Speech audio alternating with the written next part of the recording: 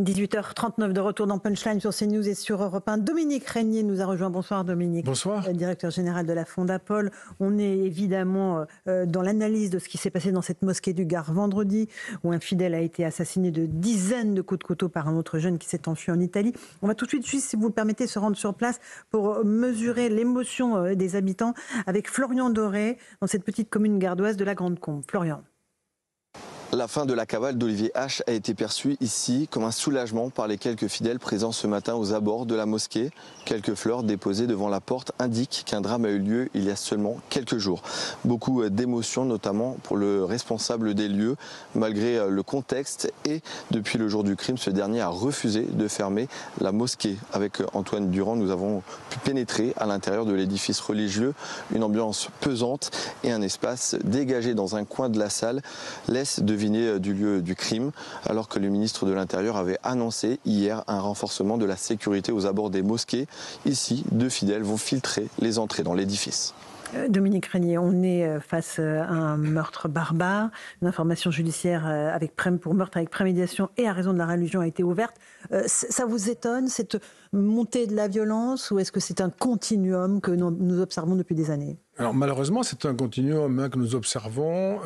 Il a été commenté par vous ici même et tout à l'heure la diffusion des agressions et des meurtres par couteau, ce qui était une statistique, d'ailleurs je crois n'est plus publiée par le ministère de l'Intérieur depuis quelque temps. Elle a donné lieu d'ailleurs à des chiffres épouvantables, parce que moi le dernier chiffre que j'ai eu c'était 40 000 attaques au couteau par an. C'est le dernier que j'ai connu. Et ça remonte à 2019 ou 20, je crois. Oui, c'est ça, à peu près. Voilà. Et c'était une catégorie nouvelle, mais qui avait bondi. Et ils ont préféré, un peu comme ont fait les Suédois, ne plus publier les statistiques parce qu'elles sont préoccupantes, ce qui n'est pas, à mon avis, la bonne méthode. Mais enfin, voilà. Et donc, il y a quand même une évolution de ce type. Un continuum, je suis d'accord avec vous. Et ce qui m'a frappé, en fait, ces derniers jours, c'est pas un détail, mais c'est quand même une chose étrange. Quand il y a eu la terrible affaire de Nantes, avant la terrible affaire dans le Gard, à Nantes, on a eu une intervention du ministre de l'Intérieur, elle a été largement commentée. Ça lui a valu quelques reproches, ça a été commenté aussi. Puis ensuite, le Gard. Mais ce qui me frappe, c'est que tout le monde, dans le monde de ceux qui réagissent, parce qu'ils ont des fonctions, tous ceux qui réagissent comme si c'était la fin d'un cycle. En fait, c'est pas du tout la bonne méthode, parce que nous sommes dans une période de violence rémanente, endémique.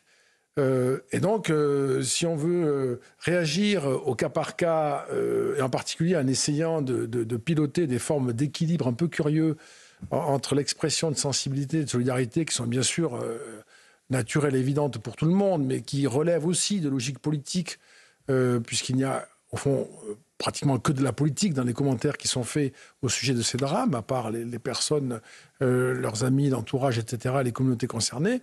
Je pense que ça veut dire que la classe politique ne prend pas la mesure que ça n'est pas un fait par-ci par-là, c'est la tournure que prennent désormais les événements, et il va falloir trouver une autre manière d'en parler pour ne pas donner le sentiment aux téléspectateurs, aux citoyens, qu'au fond, ce sont en quelque sorte des commentateurs qui courent après l'événement en se déplaçant à travers le pays ou dans les rues de Paris. Louis Dragnel, une question. Dominique Régnier, il y a aussi un constat que tout le monde fait, c'est qu'on écoute les hommes politiques réagir après chaque fait de société, et en réalité, il n'y a pas de solution qui est réellement proposée. C'est-à-dire que tout le monde dit qu'il faut changer. Soit au mieux, on dit qu'il faut changer de logiciel, et dans le pire des cas, c'est des solutions à très court terme dont on sait qu'elles n'apporteront pas une solution. Mettre des portiques de sécurité, mettre des portes blindées devant les écoles. Vous partagez ce constat ? Bien sûr, c'est pas...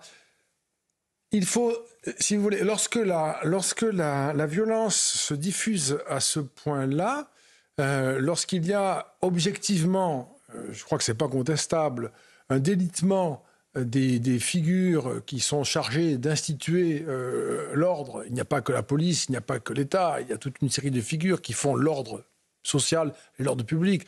Il y a la famille, il y a l'école, il y a le respect des autorités. Ça fait un peu vieillot et ringard de dire ça, je ne le dis pas en ce sens-là, mais il est certain qu'il faut que les individus que nous sommes soient arrêtés dans un élan de colère qui peut devenir un élan de violence, il faut qu'il soit arrêté par une forme d'impossibilité interne, d'interdit, de sentiment que ça ne se fait pas, ou j'ai peur quand même de me faire attraper. Ceci a en quelque sorte assez largement disparu. Et le problème, c'est que face à une telle société, l'État ne pourrait reprendre la main qu'en changeant la nature de son régime. Ah oui. Qu'est-ce que vous entendez par là? Donc, Non, mais c'est régime intéressant. autoritaire. Bien sûr. Bon. C'est-à-dire qu'il n'y a Faire pas... changer l'état du droit. changer le régime. C'est-à-dire que C'est un régime autoritaire. Comme au Salvador, quoi. Enfin, je ne sais pas, dans le détail, je ne sais pas, mais je ne vois pas. Que les gens comprennent bien. Pour un exemple d'avoir Soit un peu clair, concret, quoi. quoi. Alors, Dominique Régnier, allez-y. Non, je parle. Enfin, moi, je trouve que c'est un énoncé important et compliqué un peu à articuler, mais c'est un énoncé important. C'est-à-dire que nous sommes au bout de ce que peut faire un État libéral démocratique. Et que sa propre population est capable d'accepter. Par exemple, les portiques, ça va, mais si on commence à multiplier les contrôles, les mêmes personnes sont opposées à cela. Il y a des manifestations, vous le savez, 200-300 personnes qui viennent empêcher l'expulsion d'un OQTF qui doit partir. Et donc là, c'est une espèce de... La société ne soutient plus maintenant. Ça, c'est le dernier étape. Moi, j'avais toujours dit depuis quelques années, au moins la société tient. L'État se défait, la société tient. Je crois qu'aujourd'hui, on doit constater, et c'est redoutable, hein, la société commence à ne plus tenir. Et il y a même, tout à l'heure, vous le disiez dans le rappel des titres du journal, et d'ailleurs vous le commentiez vous-même, Laurence Ferrari, il y a des acteurs politiques ou alentours qui demandent la constitution de ce qu'on appelait, excusez-moi de le dire, c'est la deuxième fois que je fais cette référence, la première fois c'était... autour du clan Traoré, à propos du clan Traoré, on voit se constituer des corps francs, finalement, qui peuvent se constituer comme ceux qui ont fait chuter Weimar. Je suis désolé de ces comparaisons, mais ça ne veut pas dire que c'est la même chose. Ça veut dire que nous sommes arrivés au terme de ce qu'est capable de faire un État régulé par un système démocratique et un droit libéral. D'accord, ok. Mais quand on voit toutes les enquêtes d'opinion de Dominique Régnier, on voit qu'il y a une demande de fermeté. Il y a 7 à 8 Français sur 10 à chaque fois qui répondent oui quand on leur propose une mesure plus ferme. Donc il y a quand même une volonté de reprendre les choses en main, de fermeté, parce que les 2 événements dramatiques de la semaine dernière à Nantes et dans le Gard, c'est quand même le couteau et des dizaines de coups de couteau où on s'acharne sur une victime. Donc il y a quand même la volonté de reprendre les choses en main. Et cet assistant parlementaire de la France Insoumise qui appelle au retour des ligues, il est minoritaire malgré tout. C'est quelque chose que nous n'entendions pas il y a les années précédentes. Oui, il y a des dizaines d'années, ça commence on l'entendait. Oui, mais je veux dire, vous voyez, ça commence par des minorités. Une idée pointe son nez, elle est soutenue. Et je ne sais même pas d'ailleurs si nous avons la réaction appropriée. C'est-à-dire qu'on a une forme de... pourquoi pas, non pas qu'on l'approuve, mais on se dit finalement, nous entendons toute une série de transgressions qui sont effectuées, et sans qu'on puisse jamais revenir, c'est comme une crémaillère, dans l'écran supérieur, antérieur. Non, les choses ne font que se dégrader. Je suis désolé de dire ça, je ne veux pas être outrancier, hein, je sais, on va vite, et il ne faudrait pas avoir donné ce sentiment. Mais quand même, l'ordre public, c'est le résultat d'une coopération étroite, dans un système en tout cas démocratique, entre une société qui consent et un État qui, dans le cadre du droit, est capable d'autorité. Alors, rapidement, Joseph, et après, j'aimerais qu'on écoute rapidement Jean-Luc Mélenchon. Dominique Régnier, vous avez beaucoup travaillé sur l'opinion européenne, en règle générale. Et est-ce que ça, ce qui se passe en France, on peut comparer à d'autres pays européens? Est-ce que c'est la même situation, le même glissement, la même dérive? La Suède, c'est sûr. Ce serait une comparaison tout à fait faisable. La Suède, depuis une vingtaine d'années, a perdu presque complètement ce qu'elle était. Ils sont en train d'essayer de reconstruire tout cela, mais ça sera difficile et long. Donc il y a au moins le cas de la Suède. Et la Suède, au fond, il y a 20 ans, se disait, je le signale parce que c'est assez étonnant, il y a 20 ans, la Suède disait, ce que nous ne voulons pas devenir, c'est la France. C'était l'époque des émeutes des banlieues, et ils avaient désigné ce point. Je prends ça parce que ce sont des points de référence. Aujourd'hui, ils sont au moins à ce niveau-là, bien au-delà encore.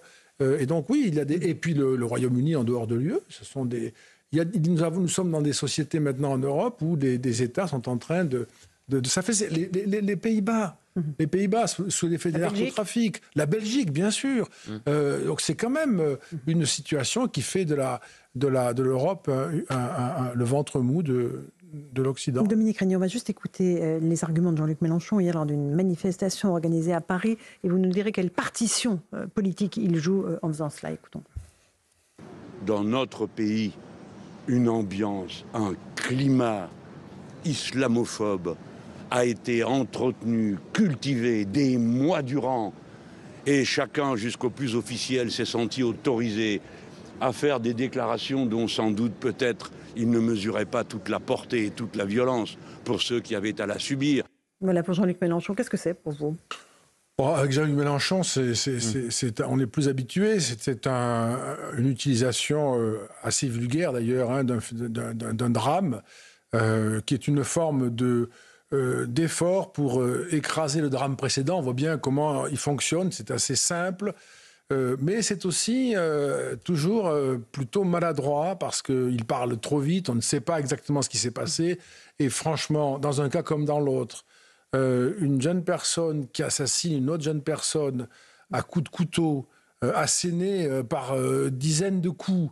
Je ne suis pas un spécialiste de psychiatrie, mais je suppose quand même qu'il y a un problème extrêmement grave et que ce sont des situations qui, en tout point, sont dramatiques et nous interrogent. Je pense qu'il ne faut quand même pas oublier cette dimension-là.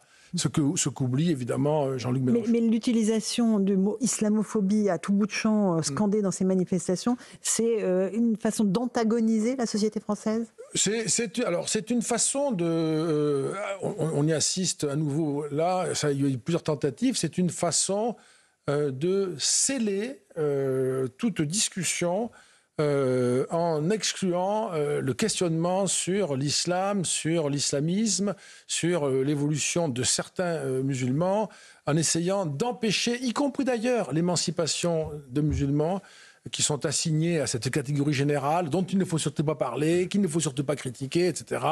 Donc il travaille pour sa boutique, évidemment, mais en faisant de grands dégâts, parce que là aussi, quand on parle comme ça, il y a des personnes qui vont le prendre au mot et qui vont considérer que toute critique de l'islam est absolument criminelle, une forme de blasphème laïcisé, si je puis dire, et donc peuvent aussi déclencher des formes de violence. Moi, je serais plus prudent.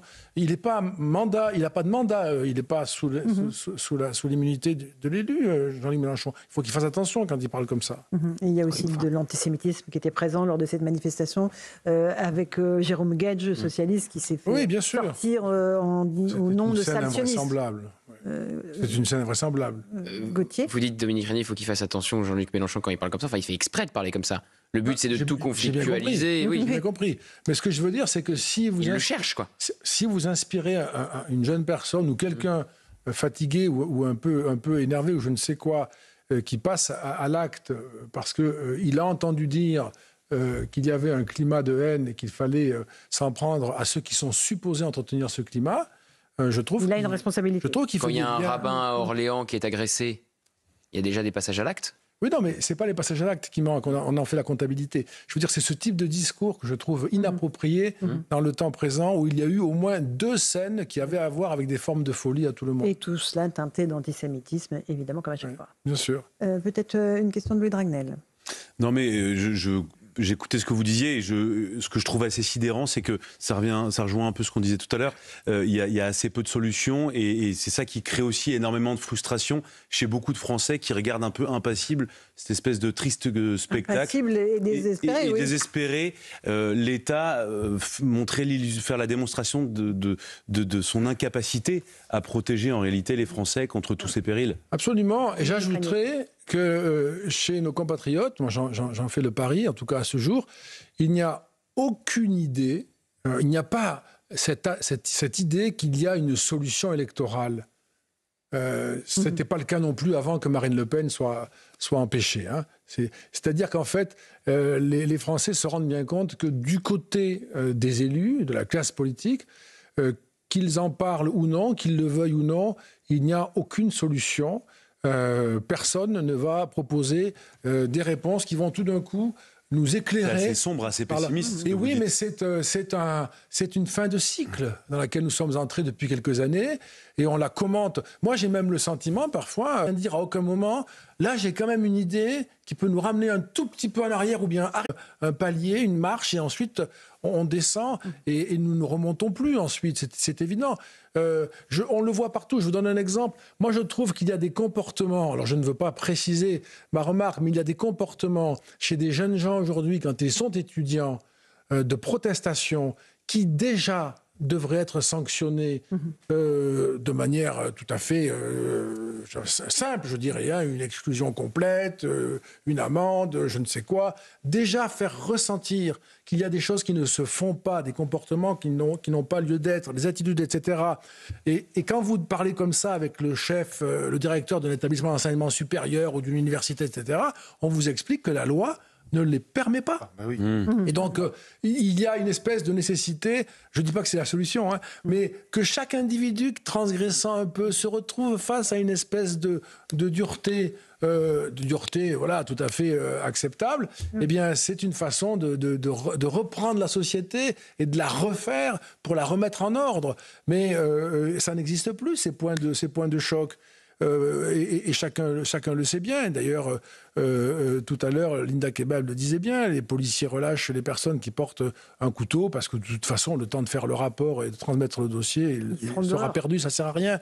Donc, on ne sent pas... Je peux donc me promener comme ça, je ne redoute pas que l'on m'attrape, que l'on me contrôle. Non, c'est une espèce de grand espace vacant, vide. C'est curieux, hein, c'est une déliquescence, ça. Cycle pessimisme. Moi, j'ai jamais ici raconté des choses très optimistes. Non, mais vous êtes assez lucide. Dans une autre vie, à la Fondapol, vous faites des études basées sur des chiffres et c'est assez lucide comme constat. Mais bon, je crois que chacun le voit. Hein, bien sûr. Chacun le sait. En fait. Mais comme vous dites, il n'y a pas de solution miracle, donc ça va être compliqué pour les années à venir. Merci beaucoup, Dominique Régnier, d'être venu ce soir dans Punchline, directeur général de la Fondapol. Merci Louis de Ragnel, Joseph Massescaron, Gauthier Lebret, qui est à 21h dans 100% politique. Absolument. On reviendra sur cette actualité bien triste. Évidemment. Dans un instant, c'est Christine Kelly.